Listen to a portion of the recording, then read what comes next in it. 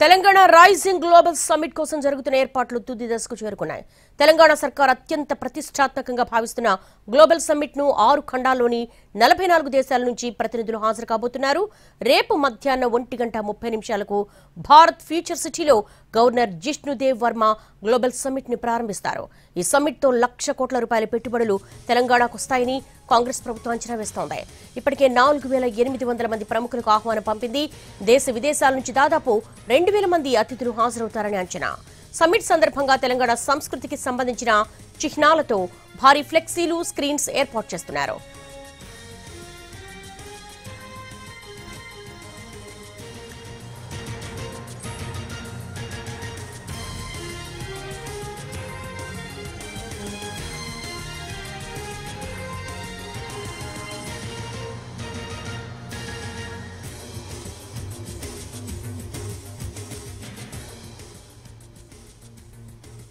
Telangana rising global summit కోసం జరుగుతున్న ఏర్పాట్లు తుది దశకు చేరుకున్నాయి.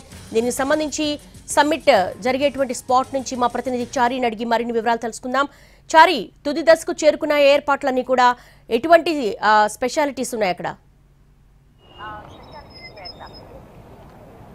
రైట్, గ్లోబల్ సమ్మిట్కి తెలంగాణ ప్రభుత్వం ఇప్పటికే ఏర్పాట్లన్నీ కూడా పూర్తి చేస్తుంది. మరికొన్ని గంటల్లోనే ఈ పనులన్నీ కూడా పూర్తయ్యేటువంటి అవకాశం ఉంది. ప్రస్తుతం మనం గ్లోబల్ సమ్మిట్కి సంబంధించినటువంటి ఏర్పాట్లు ఉదయం నుంచి చూస్తున్నాం. రాష్ట్ర ప్రభుత్వం ఎంతో ప్రతిష్టాత్మకంగా ఈ సమ్మిట్ని నిర్వహిస్తుంది. రాష్ట్రంలో ఉన్నటువంటి వనరులు, వాటికి సంబంధించినటువంటి పెట్టుబడులు ఆహ్వానించేటువంటి అంశంతో పాటుగా 2047ని తను టార్గెట్గా పెట్టుకుంటూ ఆ 2047 వరకు తెలంగాణ దేశ ఆర్థిక వ్యవస్థలో 10% సాధించాలనేటువంటి వృద్ధి సాధించాలనేటువంటి లక్ష్యంగా ఈ సమ్మిట్ని నిర్వహిస్తుంది. అయితే ప్రస్తుతం సమ్మిట్కు వెళ్ళేటువంటి మార్గం ఇది. మనం చూస్తున్నాం తుక్కుగూడ నుంచి శ్రీశైలం హైవే మనం చూసినటువంటి ప్రాంతం శ్రీశైలంకి వెళ్ళేటువంటి హైవే. శ్రీశైలం హైవే నుంచి లోపలికి 8 కిలోమీటర్లు వెళ్లాల్సి ఉంటుంది. ఇది గ్లోబల్ సమ్మిట్కి వెళ్ళేటువంటి ముఖద్వారం. ఈ గ్లోబల్ సమ్మిట్కి వెళ్ళేటువంటి ముఖద్వారం దగ్గర ఇప్పుడే అన్ని ఏర్పాట్లన్నీ కూడా చేస్తున్నారు. గ్లోబల్ సమ్మిట్ లోపల ఇప్పటికీ పూర్తి స్థాయిలో ఏర్పాట్లన్నీ కూడా ముగిశాయి. ఇటు నుంచే పూర్తి స్థాయిలో వెళ్ళేటువంటి వాళ్ళందరినీ కూడా తనిఖీ చేసి లోపలికి పంపిస్తారు. పూర్తి స్థాయిలో వివిధ దేశాలకు సంబంధించినటువంటి వివిధ రంగాల్లో ఉన్నటువంటి నిపుణులందరినీ కూడా ఇక్కడికి ఆహ్వానిస్తున్నటువంటి నేపథ్యంలో ప్రభుత్వం కూడా భారీ ఏర్పాట్లను చేస్తుంది. అలాగే వచ్చినటువంటి ఏ ఒక్క అతిథికి కూడా ఇబ్బంది కలగకుండా ఏర్పాట్లన్నింటినీ చూస్తుంది. అటు పోలీసు యంత్రాంగం కూడా భారీ బందోబస్తును ఏర్పాటు చేస్తుంది. సమ్మిట్ జరిగేటువంటి ప్రాంతానికి సుమారు 3-4 కిలోమీటర్ల దూరంలోనే వెహికల్స్ పార్కింగ్ను ఏర్పాటు చేయాలని నిర్ణయించుకున్నారు. అక్కడి నుంచి ఆర్టీసీ ఉచితంగా ఎలక్ట్రిక్ వాహనాలని, ఎలక్ట్రిక్ బస్సులను కూడా ఏర్పాటు చేస్తుంది. వీటితో పాటుగా తెలంగాణ ప్రభుత్వం సమ్మిట్ నిర్వహణకు సంబంధించినటువంటి విషయాన్ని కనుక చూస్తే రేపు 1 గంటకు సీఎం రేవంత్ రెడ్డి 4th సిటీలో ఉన్నటువంటి గ్లోబల్ సమ్మిట్ నిర్వహించేటువంటి వేదిక దగ్గరికి చేరుకుంటారు. 2 గంటలకి గవర్నర్ ఈ కార్యక్రమాలని ప్రారంభిస్తారు. 2:30కు సీఎం రేవంత్ రెడ్డి మాట్లాడతారు.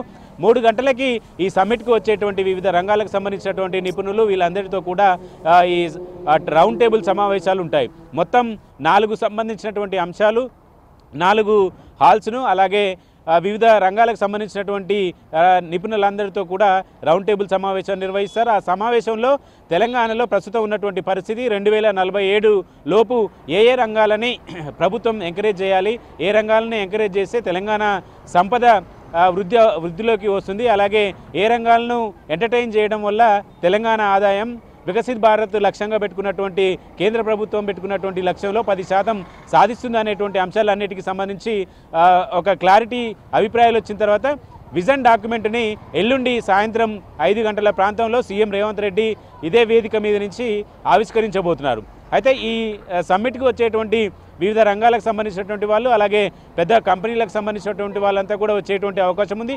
సినిమా ప్రముఖులు కూడా వస్తున్నటువంటి నేపథ్యంలో ఇప్పుడు ఏదైతే సమ్మిట్ నిర్వహిస్తున్నారో ఆ పరిసర ప్రాంతాల్లో ప్రభుత్వ భూములు భారీ ఎత్తున ఇండస్ట్రీస్ డిపార్ట్మెంట్కి సంబంధించిన ఉన్నటువంటి నేపథ్యంలో అక్కడ పూర్తి స్థాయిలో పరిశ్రమలను ఏర్పాటు చేసేటువంటి కార్యాచరణ కూడా ప్రభుత్వం తీసుకుంటుంది కాబట్టి పరిశ్రమల ఏర్పాటు చేసేందుకు ముందుకు వచ్చేటువంటి కంపెనీలతో కూడా MOU చేసుకునేటువంటి అవకాశం ఉంది. అయితే గ్లోబల్ సమ్మిట్కి సంబంధించినటువంటి విజన్ డాక్యుమెంట్ ఆవిష్కరణకు సంబంధించినటువంటి అంశాలన్నింటి మీద కూడా కొద్దిసేపటి క్రితమే సీఎం రేవంత్ రెడ్డి ఉన్నతాధికారులు అలాగే డిప్యూటీ సీఎం బట్టి విక్రమార్క మంత్రి శ్రీధరబాబుతో సమీక్షా సమావేశాన్ని నిర్వహించారు. మొత్తానికి సీఎం రేవంత్ రెడ్డి ఆశిస్తున్నట్టుగా 2047 లోపు తెలంగాణ వృద్ధి రేటు భారతదేశం టార్గెట్గా పెట్టుకున్నటువంటి దాంట్లో 10% సాధించాలనేటువంటి ఆలోచనతో ఈ గ్లోబల్ సమ్మిట్ని ఏర్పాటు చేస్తున్నారు. పరిశ్రమల ఏర్పాటుతో పాటుగా మూసీ ప్రక్షాళన అలాగే మెట్రో రైలు విస్తరణ ఇలాంటి అంశాలన్నిటి మీద కూడా ఈ సమ్మిట్లో వచ్చేటువంటి నిపుణులంతా కూడా హాల్లో వారిగా ఏర్పాటు చేసినటువంటి సమావేశాలలో అభిప్రాయాలని కూడా ఇస్తారు. కాబట్టి ఈ అభిప్రాయాలన్నింటినీ కూడా రేపు సాయంత్రం వరకు క్రోడీకరించి ఎల్లుండి కూడా ఈ రౌండ్ టేబుల్ వారీగా సమావేశాలు ఉంటాయి. ఆ సమావేశాల నుంచి వచ్చినటువంటి అభిప్రాయాలన్నింటినీ కూడా తీసుకొని నీతి ఆయోగ్ వీటన్నిటిని కూడా సమన్వయం చేసి 2047 వరకు తెలంగాణ విజన్ ఎలా ఉండాలి, తెలంగాణ విజన్ డాక్యుమెంట్ ఏంటి అనేటువంటి అంశాలకు సంబంధించి క్లారిటీ ఇవ్వబోతుంది. వీటిని సీఎం రేవంత్ రెడ్డి ఆవిష్కరిస్తారు ఎల్లుండి. ఆ తర్వాత కల్చరల్ ఈవెంట్స్ ఉంటాయి. ఆ తర్వాత ఈ సమ్మిట్ని కూడా ఆవిష్కరించిన విజన్ డాక్యుమెంట్ ఆవిష్కరించిన తర్వాత ముగింపు ఉంటుంది. రేపైతే 2 గంటలకి ఈ కార్యక్రమం అధికారికంగా ప్రారంభమవుతుంది. సాయంత్రం కల్చరల్ ఈవెంట్స్ను కూడా ఏర్పాటు చేశారు. 90 నిమిషాల పాటు కీరవాణితో కచేరీ కూడా ఏర్పాటు చేసింది ప్రభుత్వం. చారి, అన్ని రాజకీయ పార్టీలతో పాటు దాదాపు 6 ఖండాలకు సంబంధించిన 44 దేశాల ప్రతినిధులను కూడా ఆహ్వానిస్తున్నారు. సో ఓ పక్క ఇండిగో సంక్షోభం నడుస్తోంది. ఆ దిశగా ఎటువంటి ప్రిపరేషన్స్ జరుగుతున్నాయి? అయితే అన్ని గతంలో రాష్ట్ర ప్రభుత్వం వివిధ దేశాల్లో ఉన్నటువంటి కంపెనీలు వీటన్నిటితో కూడా MOU కుదుర్చుకుంది. అక్కడ MOU తీసుకున్నటువంటి కంపెనీలు ఆ దేశాలకు సంబంధించినటువంటి మిగిలిన కంపెనీలన్నిటిని కూడా తెలంగాణ ప్రభుత్వం ఆహ్వానించింది. ఇప్పటికే 60 దేశాలకు సంబంధించినటువంటి ప్రజాప్రతినిధులను కూడా ఆహ్వానించింది. మనకున్నటువంటి సమాచారం ప్రకారం మొత్తం విదేశాలకు సంబంధించినటువంటి వాళ్ళు 85 మంది ప్రతినిధులు హాజరవ్వడానికి ఇప్పటికీ సమాచారం ఇచ్చినట్టు తెలుస్తుంది. దీనికి సంబంధించి పూర్తి సమాచారం రాత్రి వరకు వచ్చేటువంటి అవకాశం ఉంది. ఎయిర్పోర్ట్ నుంచి కూడా సమీపంలో ఉన్నటువంటి నేపథ్యంలో ఎవరైతే వచ్చేటువంటి ప్రతినిధులకు ఇబ్బంది కలగకుండా ఏర్పాట్లన్నింటినీ కూడా చేస్తున్నారు. అయితే తెలంగాణ గ్రోతింగ్ స్టేట్ అలాగే వెసులుబాటు ఉన్నటువంటి రాష్ట్రము, అవసరాలకు తగ్గట్టుగా ఆర్థిక భూములు అలాగే ఇక్కడ ప్రభుత్వం కూడా వెసులుబాటు కల్పించాలనేటువంటి ఆలోచనతో ఉంది. కాబట్టి ప్రభుత్వం అన్ని రకాలుగా కూడా కంపెనీలు పెట్టడానికి వచ్చేటువంటి పెట్టుబడిదారులందరినీ కూడా ప్రోత్సహించేటువంటి ఆలోచనలో ఉంది.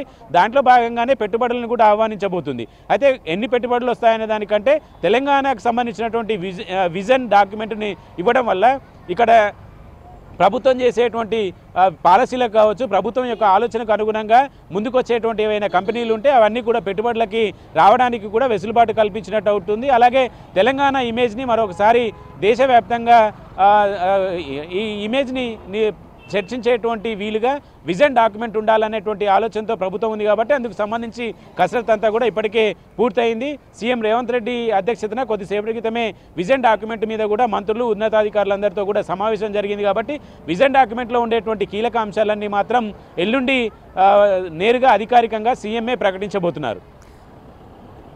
రైట్ చారి, తెలంగాణ సంస్కృతి సాంప్రదాయాలు ప్రతిబింబించేలా అలాగే తెలంగాణ రుచులను కూడా ఇతర దేశాలకు సంబంధించిన ప్రతినిధులకు కూడా రుచి చూపించే అవకాశం ఉంటుంది. ఇక రేపు మధ్యాహ్నం 1:30 భారత్ ఫ్యూచర్ సిటీలో గవర్నర్ జిష్ణుదేవ్ వర్మ గ్లోబల్ సమ్మిట్ను ప్రారంభిస్తారు. ఈ సమ్మిట్తో ₹1,00,000 కోట్ల పెట్టుబడులే లక్ష్యంగా తెలంగాణకు వస్తాయని కాంగ్రెస్ ప్రభుత్వం కూడా అంచనా వేస్తోంది. ఇప్పటికే 4,800 మంది ప్రముఖులకు ఆహ్వానాలు కూడా పంపింది. దేశ విదేశాల నుంచి దాదాపు 2,000 మంది అతిథులు హాజరవుతారని కూడా అంచనా వేస్తోంది. సమ్మిట్ సందర్భంగా తెలంగాణ సంస్కృతికి సంబంధించిన చిహ్నాలతో భారీ ఫ్లెక్సీలు, స్క్రీన్స్ ఏర్పాటు చేస్తున్నారు. రేపు నోబెల్ గ్రహీత, ప్రఖ్యాత ఆర్థికవేత్త అభిజిత్ బెనర్జీ, అమెరికా అధ్యక్షుడు Donald Trump, media and technologies group నుంచి ఎరిక్ స్వేడ్, పారిశ్రామికవేత్త కిరణ్ మజుందార్, కేంద్ర మంత్రి కిషన్ రెడ్డి స్పీచ్లుంటాయి. ఉప ముఖ్యమంత్రిగా భట్టి విక్రమార్క, మంత్రి శ్రీధర్ బాబు, కర్ణాటక డిప్యూటీ సీఎం డీకే శివకుమార్ ప్రసంగిస్తారు.